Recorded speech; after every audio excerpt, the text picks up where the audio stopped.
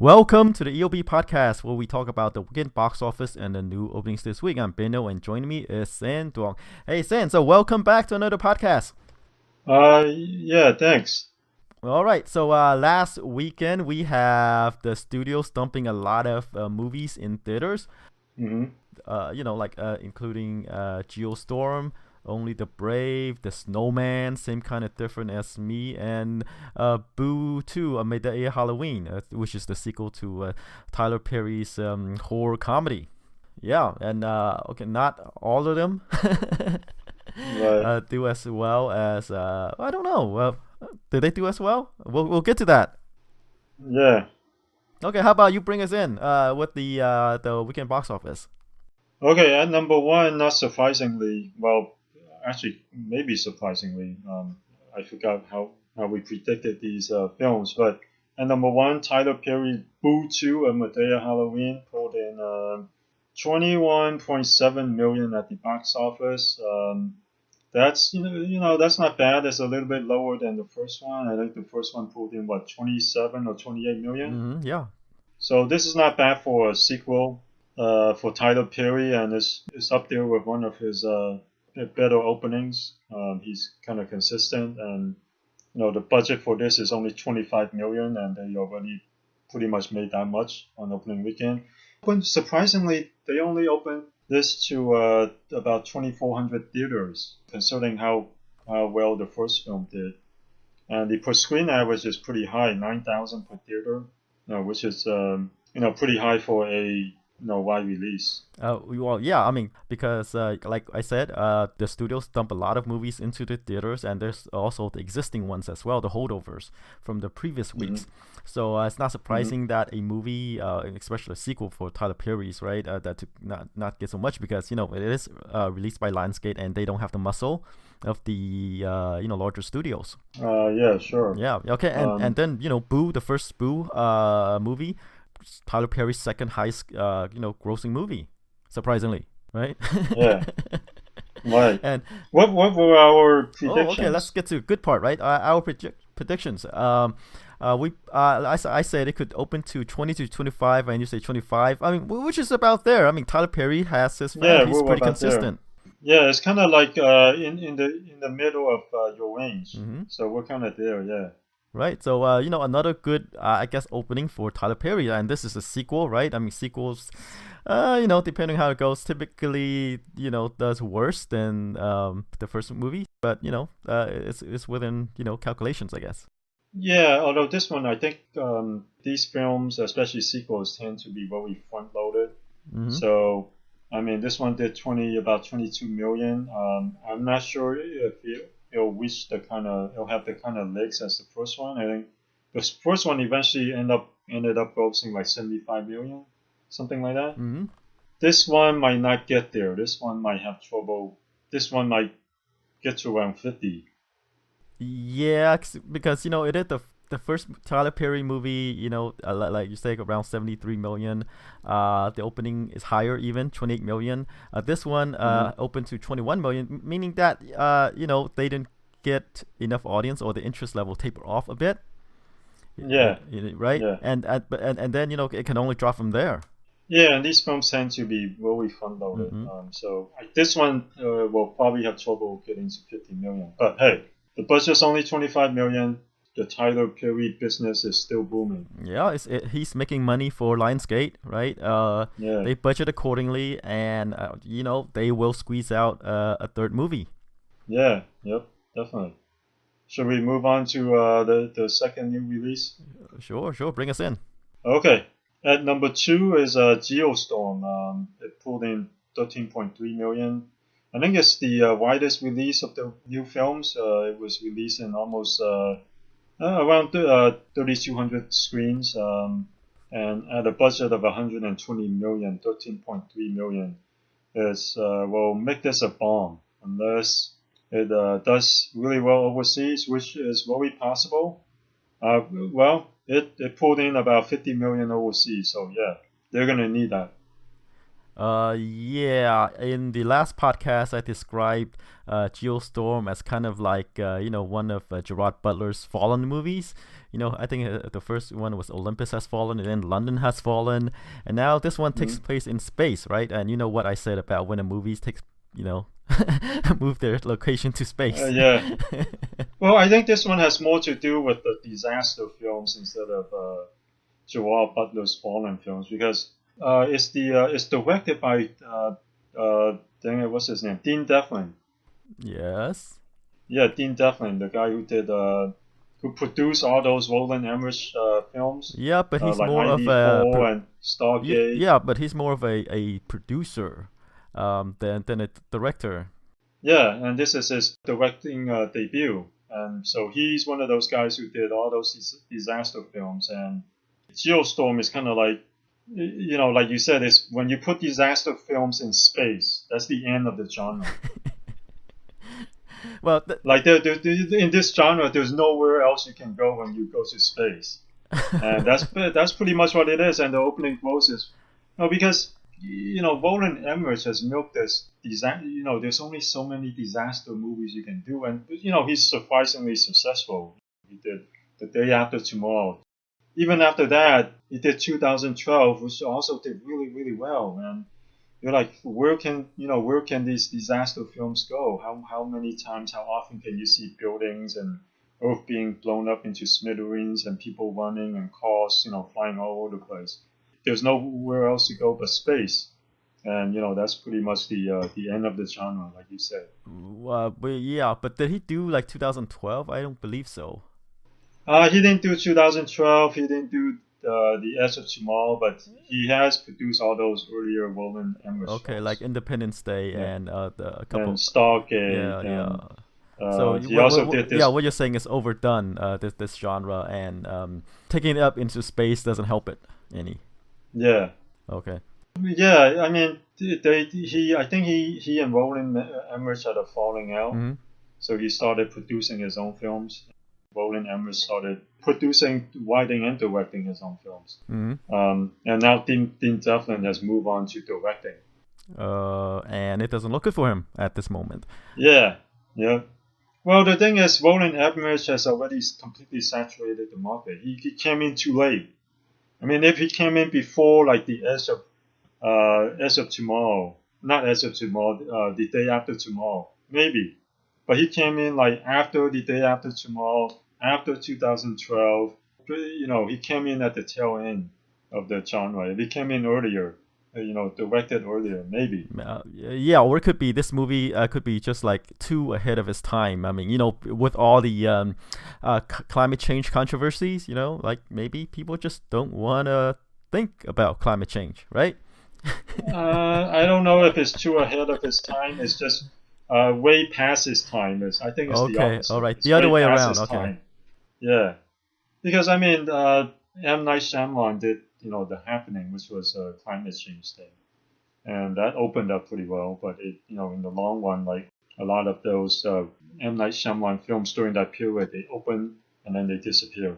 But I think this is the opposite. It's way past his Well, way well, past his time. sure, but I'm just saying that these things come in cycles, right? And we'll see some movies that will become successful, disaster movies, and then we'll see a bunch of them. And it seems like the time's not right yet for another disaster movie. Right.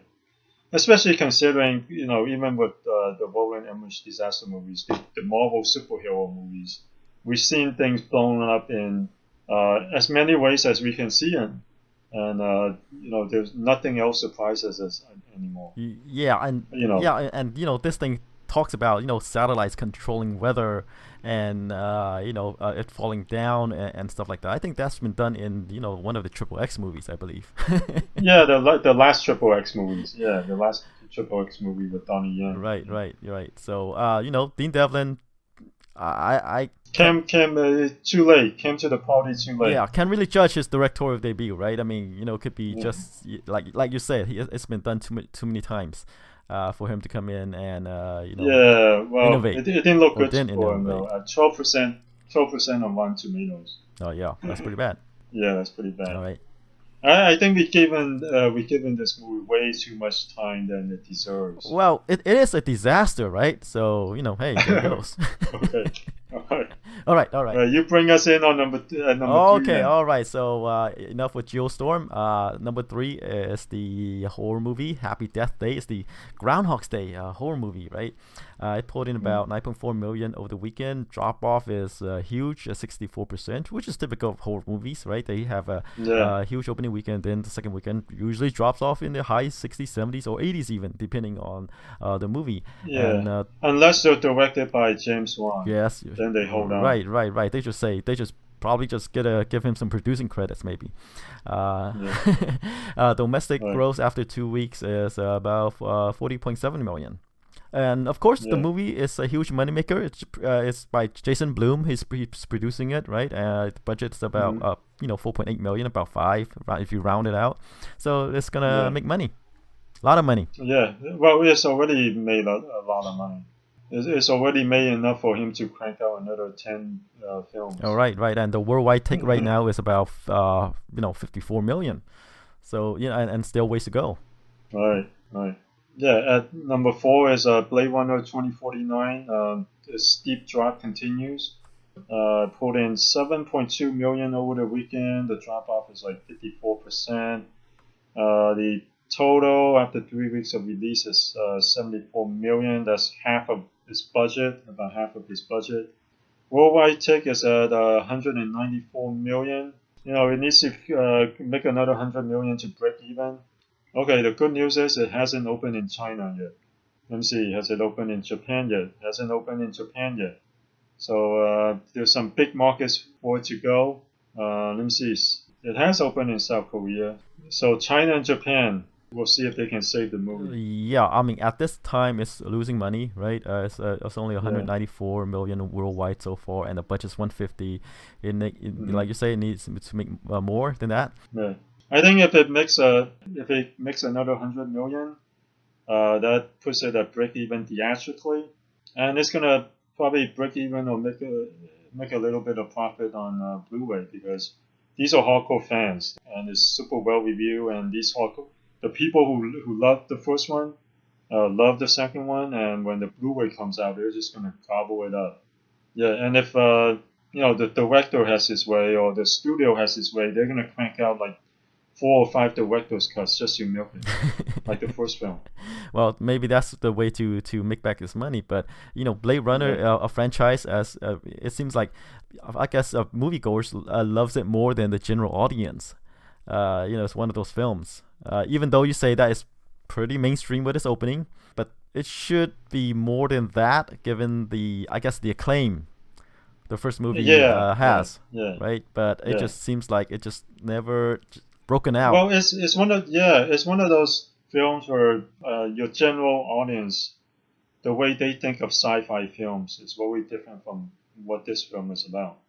This, Blade Runner is more, the common word that they use is meditative, and that's the last thing that your general audience wants to attach to a sci-fi film. In sci-fi films, they want action, they want ID4. No, they don't want meditative. Well, But the Blade. but for a meditative film, yeah, you think about it, it'll probably end up making like about topping out at around 90. Like you said, based on the acclaim, it's disappointing. Based on its budget, it's disappointing. But it is one of those slower sci-fi movies. Yeah, well, like a Blade Runner is really film noir that takes place in the future. Yeah, yeah. So I guess general audience are not that into it. With Yeah, that kind they of they want genre. more like they want spaceships blowing each other Yeah, up, they want machine bad guns. boys in the future, kind of like that. Yeah. Yeah. All right. So that's Blade Runner 2049. How about we move on to number five? One of the new releases last weekend. Only the Brave. It Hmm. pulled in about 6 million over the weekend. This is a Hmm. movie that is about a group of firefighters. It's based on a true story. Yeah, the reviews are surprisingly great. Like there's all with almost 100 reviews, is at 90% for one of these firefighting movies. It's really one of the really well reviewed. Well, firefighting movies are exciting, right? Like, remember Backdraft with Kirk. Yeah, that wasn't well reviewed though. But it's kind of like an exciting movie. I mean, Yeah. with fire being one of the, I guess, the bad guy coming to life. I mean, it can create for some interesting tense moments, right? And but like you said, it's well reviewed, but the box office take is about where we had it, actually. Oh yeah. Yeah. I said it would open to about 5 million, and you said 8, and it's between where we had it. So yeah, Closer to you. Yeah, we kind of close to it. Yeah. Because hey, I think the subject matter, doesn't have that wide of an appeal. Yeah. Right. They didn't make fire as a big opponent. That's right. It's about people, not the fire. Right. It's the first Backdraft. They kind of turned the fire into its own character, this monster, this evil thing. Whereas this is more about the firefighters. Well, yeah, but if you make it about the fire, then the budget won't be 38 million, right? It'll balloon to 100 million. Right. Yeah. Okay. And then and then you won't have Josh Brolin starring in it. You would have Gerard Butler starring in it. Right. Yeah. Speaking of Gerard Butler, what we forgot to mention what our predictions were for Geostorm. Oh, we did. We did. We did? Yeah, or did we? Oh, okay. In case we didn't say it, for Geostorm, I said it would open to about 15 to 20. You say 10 to 15. But so, it's closer to your estimates. Yeah. All right. Mainly because I thought that, it is not fallen in space. That's why I give it a slight bump. But it turns out that it's closer to that instead.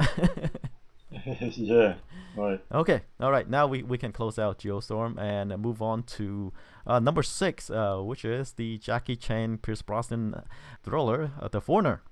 It pulled in about 5.5 million over the weekend, a drop off of 58.4%. In the second weekend, domestic gross is about 22.8 million.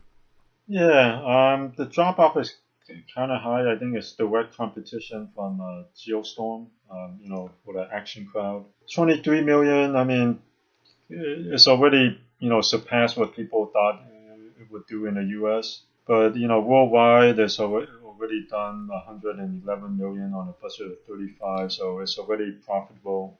It didn't need the US to be profitable, so the US is only icing in the cake, and it's done better than people expected. Mm-hmm. And I think The Foreigner is more like Jackie Chan's reintroduction into the U.S. market. He's been out of it for a number of years, and he has some movies since the Karate Kid. Yeah, he has some movies, which was a huge hit. It is. But he plays one of these more supporting roles.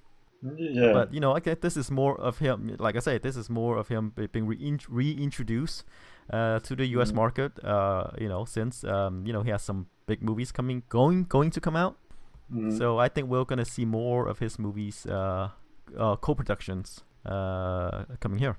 Maybe. I believe so. Probably. Yeah. All right. How about we move on to number 7, the horror movie It, based on the Stephen King's novel. It pulled in about 3.5 million over the weekend. Domestic gross so far is 320 million. Worldwide, it has gone to 652 million. Wow. Got a budget of 35 million. Sure. Yeah. Some minor details. Yeah. All right. Let's move on to number 8, the other new release of the weekend, The Snowman. It pulled in 3.4 million, which at a budget of 35 million is a stinker, gonna lose money, no matter how you slice it. Although overseas it's already done 19.2 million. It opened a week earlier overseas, so hey, I don't think you'll make it to 70, so probably lose money. It has a 9% on Rotten Tomatoes, so reviews are pretty poor. Yeah. If you're going for the indie crowd, right, or you need better reviews. There are great names involved. A very well-regarded director. You have Michael Fassbender, Charlotte Gainsbourg, very good Academy, award nominated or Oscar caliber actors. Let's put it this way.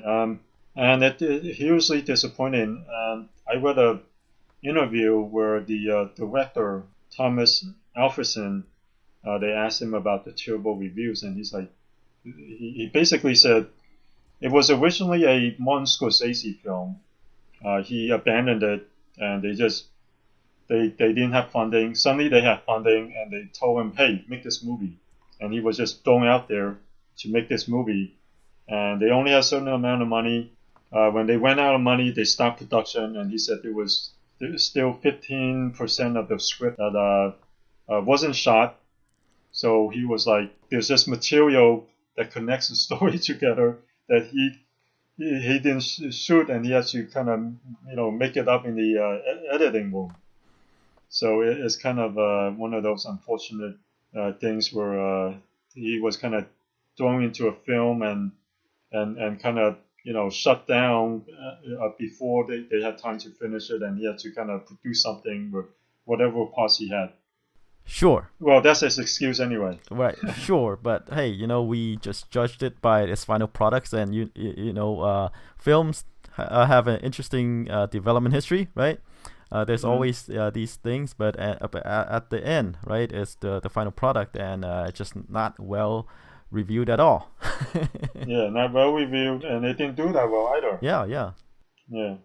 But it has an interesting history. Yeah, it's interesting to know that they didn't get the money. They didn't have a script. I mean, not the script, but I don't know. Maybe they did a quick rewrite on the script to fit the budget. But hey, it's good to know. Yeah, I mean, you hear similar stories with Kate Winslet, when she was commenting on Harvey Weinstein with The Reader. Which she eventually won an Oscar for. She said it was horrible because they have 4 days. They have 4 days left to shoot the movie. Very important sequences in those 4 days to shoot, and Harvey Weinstein shut down production. And I mean, eventually, they did shoot those 4 days of scenes. But imagine, it's kind of like the Snowman. Imagine if they didn't continue shooting and they had to make do with a crucial point in the film not being shot.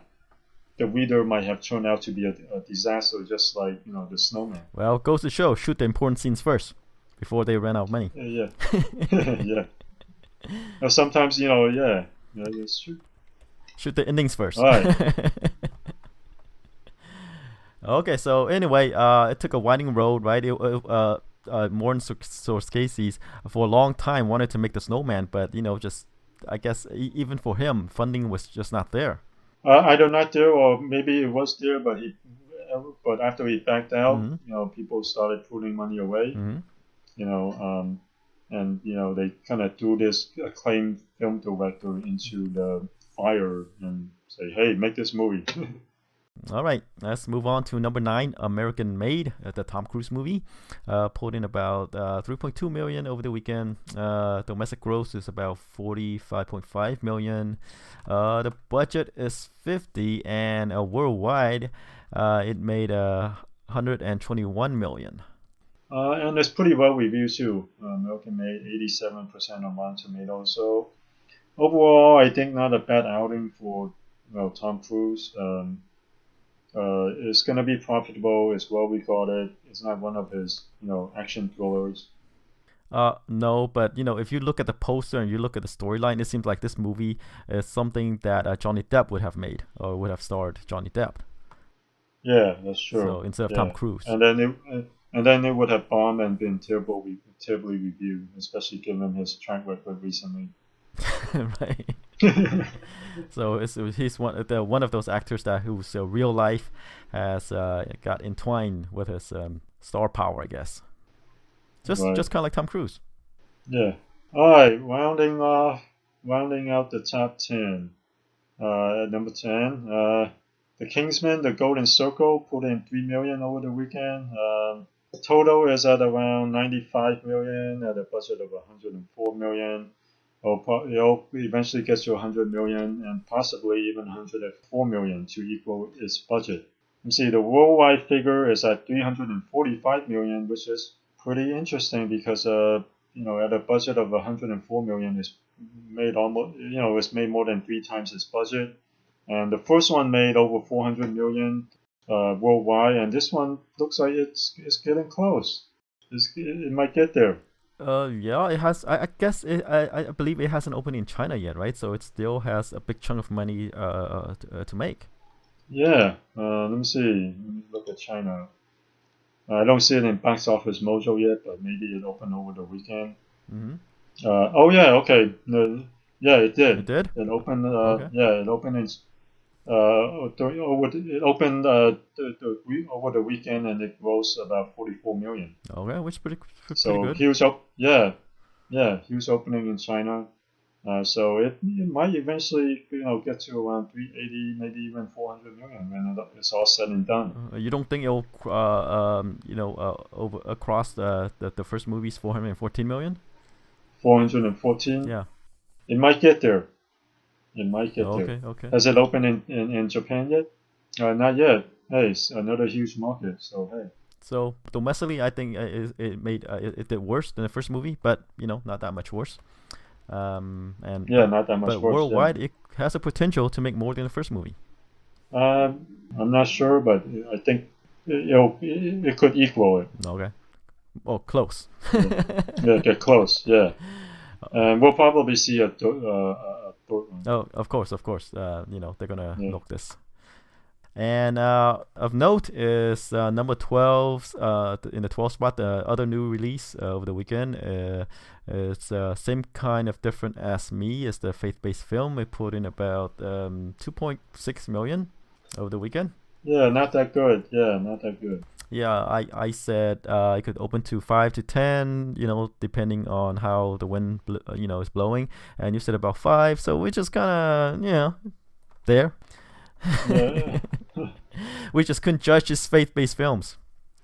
Yeah, because especially the recent ones with real stars have done better, and this one has they have Hollywood act by real stars. I mean like recognizable names, and this one had recognizable names, but it kind of did pretty poorly. Yeah, like we say, the it's there. The genre is there, it exists, but I guess it's inconsistent. We still don't know which movies will do well and which won't. Yeah. Okay, so that's it for the top 10. How about we move on to the new releases of the weekend? This weekend, we have 3 wide releases. We have Jigsaw. I believe it is the 8th Saw movie, or movie that's based in the Saw universe. And there is Suburbicon, a Matt Damon, George Clooney, Coen brothers collaboration. It's a dark comedy. And then there is Thank You for Your Service, starring Miles Teller. About soldiers adjusting to life back home after their tour of duty. Okay, which one you want to start off with? Let's start with Saw.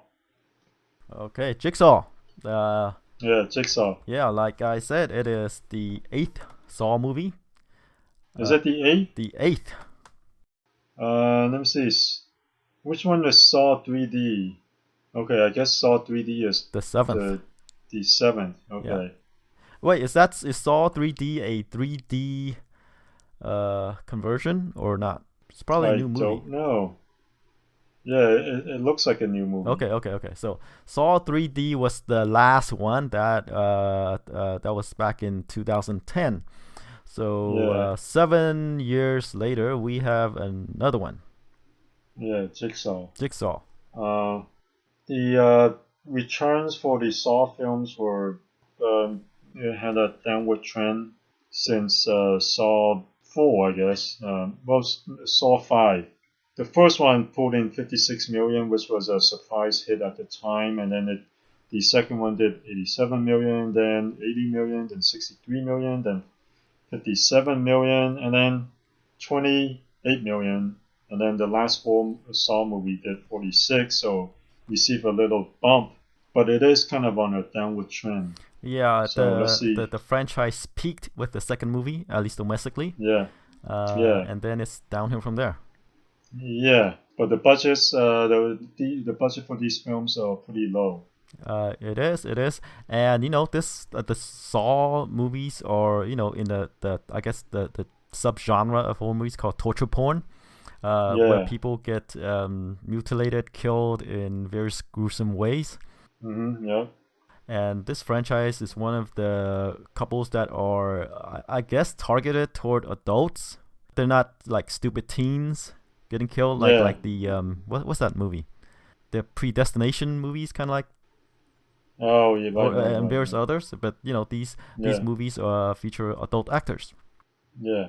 I'm curious to see how Jigsaw would do because after torture porn, which is the subgenre of horror films that the Saw films started, even the later Final Destination films try to copy torture porn. So it has its own genre, but then that genre kind of when it started to die off, the James Wan cleaner PG-13 horror films. Well, James Wan also did the Saw movies, but with the Conjuring, they went PG-13, and these films have done even better than the torture porn movies. Over 100 million. So I wonder if people still have the stomach for these torture movies. Well, a better question is it because of James Wan or is it because of the genre? I think because of the genre though, because people were kind of sick of it. You can only watch people getting tortured in different ways so many times before you're like, oh, I'm done with this genre. Okay. Because it wasn't just the Saw films; other horror films have also started to copy it. Mm-hmm. Like even one of the Final Destination films started showing people being mutilated in different ways. So it kind of affected a lot of other horror films at the time too, when it got kind of saturated. And then they went on the complete opposite route with PG-13 horror, and that has done really well in the last 4 or 5 years. Okay, and I believe James Wan is not involved in this one, other than probably got some producing credits since he kind of started the franchise. But Right. I don't think he's actually involved, at the intimate levels. Yeah. So this is not a film by him, so to speak. Yeah. So what are you thinking? Uh, It is Halloween. Halloween. It is sort of a real horror movie, I guess. Horror movie, yeah. Because the competition is Boo 2. Yeah. Yeah. And that other one, what other one? Let's see if it was. It has been on its 10th for a week already. Yeah, people already seen that already, and then the other one is Happy Death Day. You see how forgettable that is. So Blood and Guts returns. It's already like 7 years since the last Saw movie. Or torture porn movie, right? You could say it's been a number of years since where the trend was going toward the more PG-13 cleaner horror movies. Cool. Now with Jigsaw, we see kind of a return to the more gruesome ones, I guess, more blood and guts. And how will it do? I mean, will audience accept these kind of movies back now? Maybe, like I said, these things goes in cycles. Yeah. So what are you thinking? I'm thinking, let's go, Halloween weekend. Let's go with maybe 20 to 25. I think, people are looking for, horror. All right. I don't know. I'm going more like 10 or 15. I'm sure there are Saw fans who will probably watch another one, Mm-hmm. but I don't think it'll be more mainstream. Right. But we're talking about teenagers who are going to these type of movies. They are looking for more edgier stuff. And when the last Saw movies was in theater, right? They're probably not of age yet, right? Yeah. So I think this might appeal to them. To those kids who are just growing up. All right. We shall see. All right. Okay. Let's move on to Suburbicon. All right. So this Matt Damon, starring Matt Damon, Oscar Isaac, Julianne Moore, directed by George Clooney, written by the Coen brothers. Yeah, so top talent here. Yeah, oh yes, it's one of those Top movies tier that has a talents. yeah, yes, it's one of those movies that has a lot of stars from top to bottom. Yeah, and but the reviews so far are not good, But not yeah, great. exactly. 51 reviews so far at only 41%. Yes, but it's one of those movies. You know, the Coen Brother movies, they're kind of niche, Yeah, kind of quirky, yeah, kind of this quirky humor. right? Um, And and we'll see if Matt Damon can open it. yes, and remember that movie. It reminds me of that movie, Hell Caesar, back in Uh, 2016. That mhm, stars a lot of famous people as well, George Clooney included, Channing Tatum, yeah, Scarlett Johansson, etc. This is one of these throwback movies about insider movie yeah, Hollywood. Uh, yeah. That one was, better reviewed than this. yes, and if you look at the trailer, the tone is just off. It's one of these dark comedies, kind of like Yeah, highbrow kind of thing. But yeah. That's not the, that funny. You know. yeah. Based on some of the quotes on Rotten Tomatoes, that's the major, it's kind of like the common problem that these critics see in the film. Like the tone is pretty off. The tone can shift from, like a Hong Kong movie, it seems. It could be funny one moment and then completely serious in another moment, and it's all over the place. Yeah, it's one of those movies that reads better than on the screen. It sounds funny on paper. So, what are you thinking? 5 million, I think. If Matt Damon can open this, I'm like, wow, good for him. Yeah, I'm thinking, well, it is Matt Damon, Coen Brothers, George Clooney. I'll give him like a little bump. You're thinking five, I'll give him eight. Eight, yeah. I mean, even though it has all these people, but there are other Yeah, movies, previous movies that has all these famous actors, well-known actors. But it's just the movie is not for the general audience. It's for people who, like I said, it's who's more interested in the intricacies of filmmaking and stargazing here's the than, thing, yeah. Okay. but does Hail Caesar have a big, humongous picture of Matt Damon's face on the poster? No, Yes. it doesn't have a big face of anybody on the poster Yeah, in Hail exactly. Caesar. Yeah, exactly. So you're thinking Eh, you're thinking Matt Damon's face will sell this movie. well, bring it to 8 million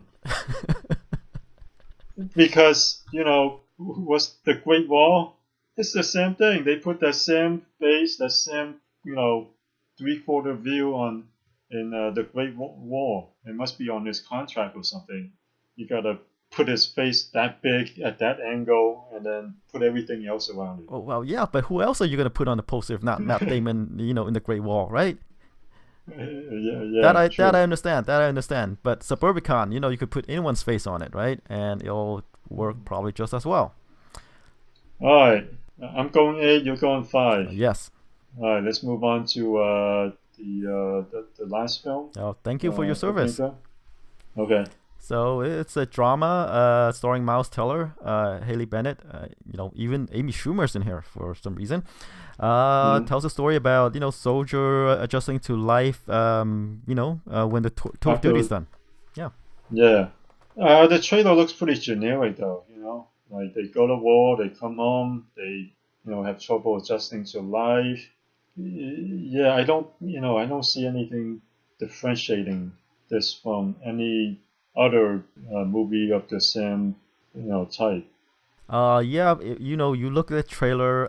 What they highlight is this from the people who did American Sniper, from the people who is involved in Lone Survivor, from the people, Yeah, on and on, the more well-known movies, and they're trying to link yeah, this movie with those.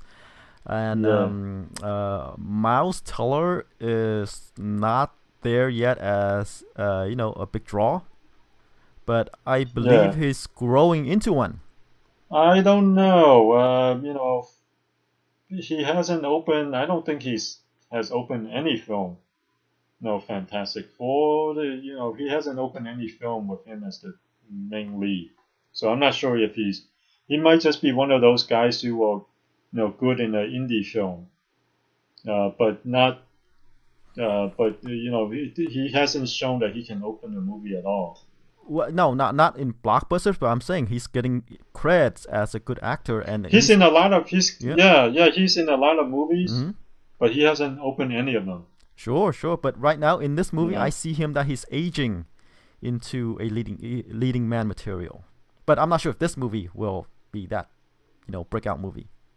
He's no Mark Wahlberg. No, at least not yet. But I think he'll get Yeah. there. I think he'll get there. Yeah. Cause he's certainly aging into one. I feel. Yeah. So what are you thinking?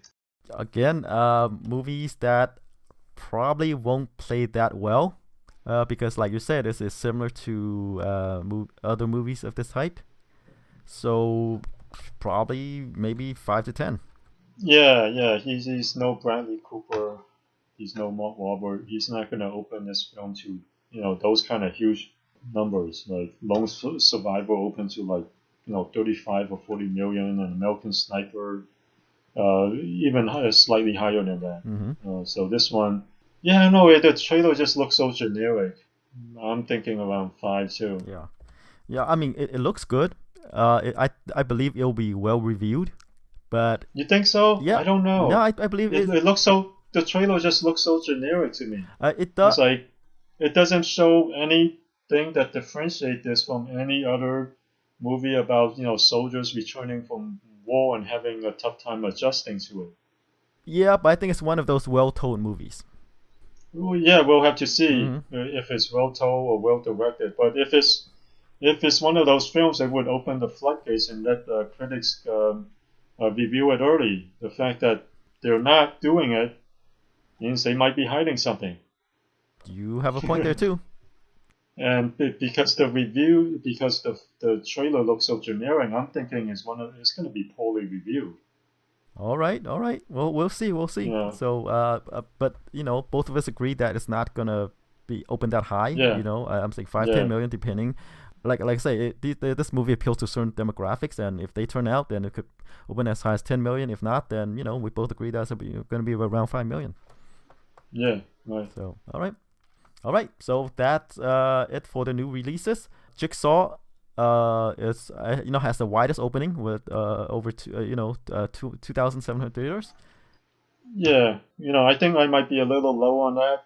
Like you said, it's the first legitimate Halloween movie around Halloween. It opened so long ago, so it might do better. But at the same time, we've seen horror films trending towards the other, like clean PG-13 horror films doing well, and we'll see if torture porn can make a return. Yeah, I mean, like I said, has been 7 years since the last Saw movie or torture porn movie. I'm not sure if there are any recent ones, but like I said, the target demographic for these movies are just growing up and into the more edgier stuff. So hey, Right. we might see a return of sort for these kind of movies. Right, and on the other hand, this could also be the calm before the storm of Thor Ragnarok next Friday. Oh yeah. People might just be like, we'll wait for Thor, Right. which has been getting great word of mouth. Oh, I'm excited for that one too. So hey. Wow, so 98% on Rotten Tomatoes. When you think you have a good product, you let out reviews early, like Thor. 51 reviews already, only one negative. Okay, so you're just throwing shades at thank you for your service. So yeah, okay, I get you. Okay, so tune in next week. See how these movies did, and we'll talk about Thor. All right.